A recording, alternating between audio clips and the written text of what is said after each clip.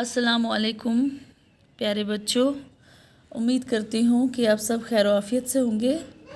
तो बच्चों, आपको याद होगा हमने जो कहानी पढ़ी थी नन्हे खरगोश के बारे में। तो बच्चों, आज हम इसके क्या सवालात करेंगे। तो आप अपनी जो बुक है, जो आपकी उर्दू किताब जो है, उसका जो पेज नंबर 74 जो है बच्चों, वो खोलें और देखें।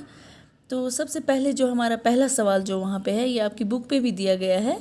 तो आप देखें क्या है, आओ माने याद करें। ठीक है बच्चों, आओ माने याद करें। यहाँ पे कुछ बच्चों अल्फाज दिए गए हैं, तो उन्हीं के हमने माने लिखने हैं और फिर वो याद करने हैं। इन अल्फाज के जो माने हैं वो हमने याद करने हैं। तो सबसे पहला अल्फाज जो हमारे यहाँ पे वो क्या है, नन्हा। तो बच्चों, नन्हा हम किसे कहते हैं? छोटा। ठीक है ना, नन्हा हम किसे कहते हैं? जो छोटा सा हो उसे हम नन्हा कहते हैं। उसके बाद जो दूसरा है अल्फाज है वो क्या है, नसीहत। नसीहत हम कहते हैं नेक मशवरा। ठीक है बच्चों, किसे कहते हैं? नेक मशवरा। उसके बाद है तरस आना। तरस आना हम कहते हैं रहम आना। तरस आना के मतलब क्या होते हैं? रहम आना। उसके बाद है काम आना। काम आना का मतलब होता है मदद करना, किसी की मदद करना।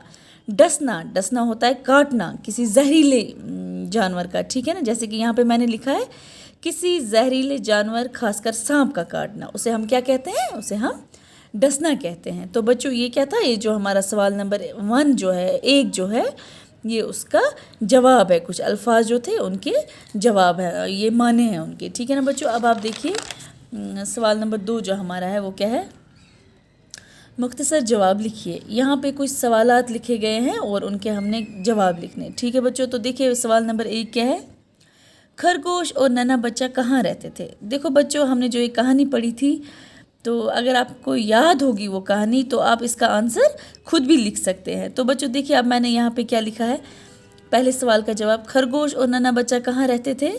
खरगोश और नन्हा बच्चा दरख्त के खोखले तने में रहते थे। तो फिर से सुने, खरगोश और नन्हा बच्चा दरख्त के खोखले तने में रहते थे। ये सवाल नंबर 1 का जवाब है। ठीक है बच्चों, अब देखिए अब सवाल नंबर 2,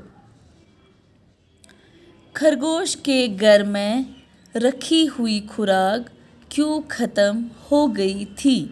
फिर से देखें, खरगोश के घर में रखी हुई खुराक क्यों ख़त्म हो गई थी?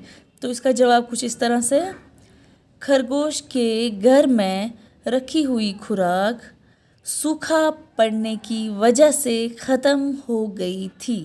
फिर से देखें, खरगोश के घर में रखी हुई खुराक सूखा पड़ने की वजह से ख़त्म हो गई थी। जब एक बार सूखा पड़ गया था, जो खरगोश ने जो अपने घर में खुराक बचा के रखी थी, वो क्या हो गई थी? वो ख़त्म हो गई थी। किसकी वजह से? सूखा पड़ने की वजह से। अब देखिए आप सवाल नंबर 3, नन्हा खरगोश खुराक की तलाश में कहाँ गया था?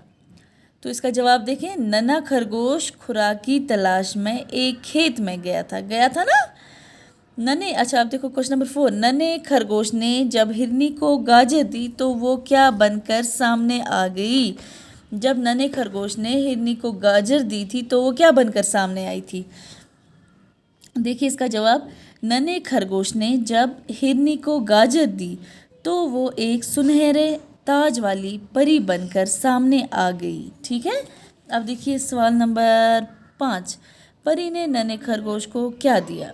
और इसका जवाब देखें, परी ने नन्हे खरगोश को मीठी गाजरें दी।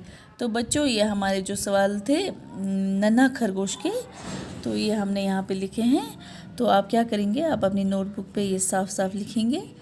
तो इंशाल्लाह अब जो इससे आगे के जो क्वेश्चंस हैं वो हम अगले वीडियो लेक्चर में करेंगे। तो तब तक के लिए अल्लाह हाफिज़।